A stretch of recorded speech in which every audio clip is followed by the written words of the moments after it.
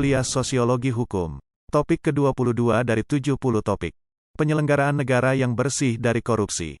Secara umum, pengawasan dalam lingkup aparatur pemerintah bertujuan agar terciptanya aparatur pemerintah yang bersih dan berwibawa yang didukung oleh suatu sistem manajemen pemerintah yang berdaya guna dan berhasil guna serta ditunjang oleh partisipasi masyarakat yang konstruktif dan tertib dalam wujud pengawasan masyarakat yang objektif, serta bertanggung jawab. Selain itu, pengawasan bertujuan agar terselenggaranya tertib administrasi di lingkungan aparatur pemerintah, tumbuhnya disiplin kerja yang sehat agar adanya kebiasaan dalam melaksanakan fungsi atau kegiatan serta tumbuhnya budaya malu dalam diri aparatur pemerintah. 1. Teori sosio-yuridis. A. Albert van Dijse. 1. Para legislator harus mencerminkan pendapat public opinion serta bersikap sesuai dengan pendapat umum. 2. Hukum dalam batas-batas tertentu dibimbing oleh pendapat umum namun mereka juga berpegang pada pendapat profesional dan pola pikirnya. 3. Pengakuan akan pentingnya pendapat umum bagi perkembangan hukum. B. Oliver Wendell Holmes. Bukunya berjudul Common Law dan The Path of the Law. 1. Seorang sarjana hukum menelaah suatu masalah haruslah yang objektif atau dengan kata lain menekan rasa subjektivitas dan dianjurkan juga bahwa dalam menelaah harus sesuai dengan fakta sosial. 2. Sosiologi hukum memberikan perhatian kepada penelaahan yang objektif dan empiris dari kenyataan-kenyataan sosial yang aktual. Jika objeknya hukum, maka jalan menuju antropologi telah diratakan juga jalan menuju politik ekonomi, teori tentang perundang-undangan. 3. Syarat hukum yang logis yakni bersesuaian dengan perasaan dan permintaan yang nyata dari masyarakat dengan maksud pertimbangan-pertimbangan dari apa yang berguna bagi masyarakat. Hukum merupakan kepercayaan-kepercayaan antara gagasan-gagasan dan kemudian mengalihkannya ke dalam perbuatan. Hukum dan kehidupan sosial adalah hukum tidak pernah berdasarkan logika, melainkan merupakan pengalaman yang maksudnya pengalaman berisikan suatu lukisan dari sosiologi hukum. 4. Konsep Holmes tentang proses keadilan bahwa hakim-hakim tidak hanya menemukan hukum akan tetapi dapat membentuk hukum. Hakim harus selalu memilih, menentukan prinsip-prinsip mana yang dipakai dan pihak-pihak mana yang akan menang. 5. Holmes membuat rumusan tentang hukum sebagai mekanisme pengadilan sosial, faktor politis dan kepentingan dalam hukum, termasuk hukum dan lapisan-lapisan sosial, hubungan antara kenyataan hukum dengan hukum yang tertulis, hukum dan kebijaksanaan umum, segi perikemanusiaan dari hukum, studi tentang keputusan-keputusan pengadilan dan pola-pola perilakunya. 6. Pengadilan berfungsi amat final dalam menopang pelaksanaan ide hukum, das Soldt, menjadi kenyataan-kenyataan sosial, das Sein, sehingga hukum adalah apa yang sebenarnya akan dilakukan oleh pengadilan. 7. Hakim sebagai aktor penegak hukum utama di pengadilan harus benar-benar melakukan konkretisasi hukum dengan tetap memperhitungkan perasaan keadilan masyarakat. Konkretisasi hukum berarti bahwa hakim telah menghidupkan pasal-pasal mati dalam sebuah peraturan perundang-undangan menjadi suatu putusan nyata untuk memberikan putusan terhadap suatu peristiwa hukum. 8. Kewajiban hukum hanyalah satu dugaan bahwa apabila seseorang berbuat atau tidak berbuat maka ia akan menderita sesuai dengan keputusan pengadilan. 9. Hakim-hakim tidak hanya menemukan hukum bahkan membentuk hukum. Seorang hakim selalu harus memilih, dia yang akan menentukan prinsip-prinsip mana yang dipakai dan pihak-pihak mana yang akan menang. Keputusan-keputusan pengadilan dan doktrin hukum selalu dapat dikembangkan untuk menunjang perkembangan atau hasil proses hukum. 10. Pembentuk mazhab realisme hukum. Dalam proses yudisial, hakim bertanggung jawab dalam menyusun formulasi hukum, daripada hanya menemukan hukum. 11. Keputusan hukum yang sesungguhnya didasarkan pada anggapan hakim tentang keadilan yang didasarkan pada nilai-nilai, latar belakang pribadi kecenderungan yang diasimilasikan. 12. Seorang hakim atau sarjana hukum, SH, yang tidak asing dengan aspek historis, ekonomis, dan seterusnya, adalah hakim, SH yang akan berperan dengan baik dan benar. Konsepsi pada kekuasaan sosial dan sejarah dalam kehidupan hukum daripada unsur etis, ideal. 13. Kehidupan hukum tidak pernah menurut logika melainkan merupakan pengalaman yang isinya harus dilukiskan oleh sosiologi hukum. Pengalaman bukan saja melingkupi peristiwa keinderaan dan bukan kelakuan saja, melainkan juga lambang-lambang serta arti rohani yang mengilhami kelakuan sosial. C. Roscoe Pound, Social Engineering. Meninggal tahun 1964. Karyanya Scope and Purpose of Sociological Jurisprudence, 1912. 1. Hukum harus dilihat atau dipandang sebagai suatu lembaga kemasyarakatan yang berfungsi untuk memenuhi kebutuhan sosial dan tugas dari ilmu hukum, adalah untuk mengembangkan suatu kerangka dengan mana kebutuhan-kebutuhan sosial dapat dipenuhi secara maksimal. 2. Mempelajari hukum sebagai suatu proses, law in action, yang dibedakan dengan hukum yang tertulis, law in book. Pembedaan ini dapat diterapkan pada seluruh bidang hukum baik hukum substantif maupun hukum adjektif. 3. Para ahli hukum yang beraliran sosiologis perlu lebih memperhitungkan fakta-fakta sosial dari pekerjaannya, apakah ia pembuat hukum ataukah penafsiran serta penerapannya peraturan hukum. Ia harus memperhatikan serta pandai dengan fakta-fakta sosial yang harus diserap dalam hukum dan yang nantinya akan menjadi sasaran penerapannya. Agar lebih memperhatikan efek-efek yang nyata dan institusi atau doktrin hukum. Kehidupan hukum terletak pada pelaksanaannya. 4. Kenyataan sosial dari hukum tergabung kegunaan sosial dan unsur yang diidamkan, kebutuhan-kebutuhan, kepentingan-kepentingan dan penertiban-penertiban sosial, serta nilai kerohanian. 5. Kepentingan merupakan keinginan yang ingin dipenuhi manusia baik secara pribadi atau kelompok. Kepentingan sosial tidak hanya didasarkan pada relativitas nilai-nilai tetapi juga atas kebutuhan untuk terus mencocokkannya sesuai dengan perkembangan sosial. 6. Keadilan dapat dilaksanakan dengan, maupun tanpa hukum. 7. Keadilan tanpa hukum diambil melalui keputusan dengan diskresi yang luas dan tidak terkait dengan aturan umum. 8. Sosiologi hukum baginya tidak mungkin kecuali sebagai satu bagian dari yang dinamakan sosiologi jiwa atau akal budi intelektual sukma manusia atau sociology of the noetic mind. Menurutnya dalam kenyataan sosial dari hukum ada tergabung kegunaan sosial dan unsur idaman, kebutuhan, kepentingan sampai kepada suatu konsepsi hukum yang bersifat ideal realistis. Suatu sintesis antara idealisme dan pragmatisme telah menolong dan membimbingnya melihat nilai hukum dalam pengkhususan yang konkret dan hubungan fungsionalnya dengan struktur dan situasi sosial. 9. Mengutamakan tujuan-tujuan praktis dalam ilmu sosiologi jurisprudensi. D.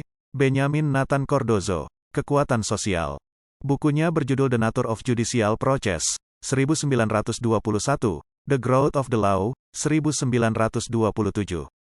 1. Bertolak dari perlunya memperbarui teknik yang aktual dengan menutup jurang antara teknik hukum itu dan kenyataan hukum yang hidup dewasa ini. 2. Ketidaktepatan yang semakin bertambah oleh keputusan pengadilan adalah suatu manifestasi yang tidak dapat dicegah dari kenyataan bahwa proses pengadilan bukanlah penemuan melainkan penciptaan-penciptaan diperoleh dari situasi atas kenyataan. 3. Sosiologi mencari hukum yang hidup sebagai sumber kehidupan di dalam masyarakat karena dapat menerangkan kesukaran yang harus dihadapi para hakim. Dengan memperhatikan kebenaran hakim untuk menjatuhkan keputusan secara kreatif itu semua dibatasi oleh peraturan dan undang-undang. 4. Hukum dan ketaatan pada hukum merupakan fakta-fakta kehidupan sehari-hari bagi kita, yang ditemukan di dalam pengalaman hidup sebagai suatu tuntutan mencari konsep hukum yang dapat dibenarkan oleh kenyataan. 5. Tugas hukum adalah dituntut dinamis dan kreatif, mendamaikan segala yang tidak dapat didamaikan, mempersatukan hal-hal yang berlawanan inilah, permasalahan besar dalam hukum. 6. Adat kebiasaan menjadi hukum jika mendapat sanksi-sanksi atau mampu mengadakan sanksi demi pengadilan. 7. Ketidaktepatan yang semakin bertambah dari keputusan pengadilan adalah suatu manifestasi yang tidak dapat dicegah dari kenyataan bahwa proses pengadilan bukanlah penemuan melainkan penciptaan. Penciptaan diperoleh dari situasi atas kenyataan atau yang sesungguhnya dari kehidupan hukum. 8. Adat kebiasaan pada suatu hari akan dapat berwujud sebagai pertimbangan hukum. Bisa jadi adat istiadat tidak ada tanda resmi, namun bukanlah suatu penghalang bagi kita untuk bersandar kepada anggapan bahwa apa yang belum ada kelak akan ada juga apabila keadaan akan menghendakinya. 9. Kepekaan yudisial terhadap putusan hukum. Berbagai kekuatan sosial mempunyai pengaruh instrumental terhadap pembentukan hukum misalnya logika, sejarah, adat istiadat, kegunaan dan standar moralitas yang telah diakui. 10. Hakim dan legislator harus senantiasa mempertimbangkan kondisi-kondisi sosial dalam pembentukan hukum. 11. Sosiologi hukum harus dibimbing oleh kesadaran. Hukum menentukan suatu hubungan tidak selalu antar titik yang ditetapkan melainkan sering antar titik yang ditetapkan. Melainkan sering antar titik yang berlainan kedudukannya, yang di dalamnya harus berkuasa atas kerelatifan. 12. Kenyataan hukum sosial tidak ada yang mantap, stabil, tidak ada yang mutlak, semuanya mengalir, berubah, dan tanpa henti. Carl N. Llewellyn, Hukum Bagian dari Kebudayaan. Lahir tahun 1893 dan meninggal tahun 1962. 1. Pengikut hukum realis, yang membicarakan hukum yang abstrak dan melibatkan hukum pada pekerjaan-pekerjaan praktis untuk menyelesaikan problem-problem dalam masyarakat. Ia berusaha menghapus pertimbangan-pertimbangan teologis dan penilaian baik buruk bukan saja dari sosiologi hukum melainkan dari ilmu hukum itu sendiri. 2. Hukum bagian kebudayaan yang mencakup kebiasaan, sikap, cita-cita yang ditransmisikan dari satu generasi ke generasi lainnya. 3. Pokok-pokok pendekatan kaum realis adalah a. Hendaknya konsepsi hukum itu menyinggung hukum yang berubah-ubah dan hukum yang diciptakan oleh pengadilan. B. Hukum adalah alat untuk mencapai tujuan-tujuan sosial. C. Masyarakat berubah lebih cepat daripada hukum dan oleh karenanya selalu ada kebutuhan untuk menyelidiki bagaimana hukum itu menghadapi problem sosial yang ada. D. Guna keperluan studi, untuk sementara ada pemisahan antara is and ought. E. Tidak mempercayai anggapan bahwa peraturan-peraturan dan konsep-konsep hukum itu sudah mencukupi untuk menunjukkan apa yang harus dilakukan oleh pengadilan. Hal ini selalu merupakan masalah utama dan pendekatannya terhadap hukum. F. Sehubungan dengan butir di atas mereka juga menolak teori tradisional bahwa peraturan hukum itu meliputi situasi-situasi yang banyak dan berlainan. Oleh karenanya dia bersifat umum, tidak konkret dan tidak nyata. G. Hendaknya hukum itu dinilai dari efektivitasnya dan kemanfaatannya, untuk menemukan efek-efek sosial. 4. Sosiologi hukum berdasarkan pada penilaian-penilaian kenyataan tanpa mengindahkan pertimbangan tentang tujuan-tujuan dan nilai-nilai. 5. Mengemukakan garis pendekatan kaum realis adalah a. Rasionalisasi yang tidak menerima alasan-alasan para ahli hukum karena rupa mereka, tetapi lebih sebagai kemampuan orang-orang ahli yang terlatih untuk membuat keputusan yang masuk akal setelah ia mengambil keputusan. B. Mengadakan perbedaan antara peraturan-peraturan dengan menunjuk pada arti penting yang relatif. C. Menempatkan lagi kategori-kategori umum dari hukum dengan hubungan-hubungan khusus antara keadaan-keadaan yang nyata. D. Pendekatan ini meliputi studi tentang faktor-faktor pribadi dan faktor-faktor kuantitatif dalam hukum. F. Adamson-Hoebel. 1. Tidak ada garis lurus mengenai perkembangan dan pertumbuhan hukum. 2. Terdapat fungsi esensial dari hukum untuk mempertahankan masyarakat. Terdapat 4 fungsi yaitu, a. Menetapkan hubungan antara para warga masyarakat dengan menetapkan perilaku mana yang diperbolehkan dan mana yang tidak diperbolehkan. B. Membuat alokasi wewenang dan menentukan dengan sesama pihak-pihak yang secara sah dapat melakukan paksaan dengan sekaligus memilih sanksi-sanksi yang tepat dan efektif. C. Disposisi masalah-masalah sengketa. D. Menyesuaikan pola-pola hubungan dengan perubahan kondisi kehidupan. 3. Hukum hendaknya diartikan lebih dari sekedar peraturan dan lembaga-lembaga pelaksanaannya yang formal seperti perumusan fungsi yang dijalankan hukum. 4. Penelitian hukum bukanlah penelitian ilmiah oleh karena hukum merupakan gejala normatif. Hukum merupakan kaidah-kaidah yang mengatur tingkah laku manusia di dalam pergaulan hidup sehingga sebelumnya telah ada hipotesa bahwa hukum itu telah benar. Sedangkan tujuan dari penelitian itu menggali kebenaran. Sedangkan hukum sudah merupakan kaidah-kaidah tentang tingkah laku yang benar. Hukum sebagai suatu proses merupakan aspek dari keseluruhan sistem kontrol sosial yang dijalankan oleh suatu masyarakat. G. Leon Duguid, Hukum Fundamental. Kelahiran Perancis dan meninggal tahun 1938. 1. Garis penerus pemikiran Comte dan Durkheim. 2. Solidaritas sosial sebagai fakta dan kebutuhan dari kehidupan sosial. 3. Semua hukum berhubungan dengan kesetiakawanan de facto yakni ikatan sosial. Ikatan antara hukum dengan ikatan sosial untuk membebaskan hukum positif dari ketergantungannya kepada negara. Untuk menganggap hukum sebagai fungsi kesetiakawanan, ia mendudukkan masyarakat yang ekstra statis dan tata tertib hukumnya. Hukum objektif berlawanan dengan encegara yang tak menjelmakan suatu kesetiakawanan melainkan perhubungan kekuasaan murni antara yang memerintah dengan yang diperintah. 4. Tujuan ahli hukum adalah menetapkan suatu peraturan hukum yang mutlak dan tidak dapat ditentang sekaligus objektif, bebas dari kesewenangan manusia dan nafsu akan kekuasaan sebagai pelindung negara. Karena orang-orang yang duduk dalam pemerintahan justru mereka yang mempunyai kewajiban yang sesuai yakni untuk memenuhi fungsi sosial untuk mengorganisasi badan-badan jasa tertentu untuk mendampingi berlangsungnya dan pengawasan pekerjaannya. 5. Kesimpulan Friedman tentang teori hukum yuridis Duguid adalah, a. Duguid setuju untuk mengawasi dengan ketat penyalahgunaan kekuasaan negara dapat diawasi dengan mengedepankan prinsip-prinsip yang tegas mengenai tanggung jawab negara. B. Duguid menolak secara radikal tiap pertimbangan hukum ke dalam hukum publik dan hukum privat. C. Memandang semua individu apakah mereka melakukan fungsi publik atau tidak sebagai bagian dari organisme sosial. D. Clean government pada desentralisasi. E. Semua hukum positif berakar dalam suatu hukum fundamental masyarakat, apa yang menguasai seluruh hidup bersama. F. Menentang campur tangan negara sebagai faktor yang menentukan dalam mengubah norma sosial menjadi norma hukum. H. Mons Haurien, ahli hukum kelahiran Perancis dan meninggal pada tahun 1930. 1. Mengembangkan sosiologi institusi. 2. Mencari sintesis antara realisme dan idealisme sebagai dasar sosiologi hukum. 3. Lembaga merupakan gagasan hukum tentang suatu pekerjaan atau usaha yang mewujudkan dari dan berlangsung dalam struktur sosial. Baginya lembagalah yang menjadi titik pertemuan antara sosiologi dan filsafat hukum. Hakikinya merupakan unsur konkret yang benar-benar spontan dan dinamis dari semua hukum. Lembaga adalah taraf yang paling dalam dan tidak terkristalisasi dari kenyataan sosial hukum, yang bertentangan dengan segala skematisme intelektual dan segala kerangka yang konseptual. 4. Membedakan lembaga dalam dua jenis yaitu, lembaga kelompok badan-badan sosial dan lembaga perizinan yang digunakan untuk berhubungan dengan yang lainnya.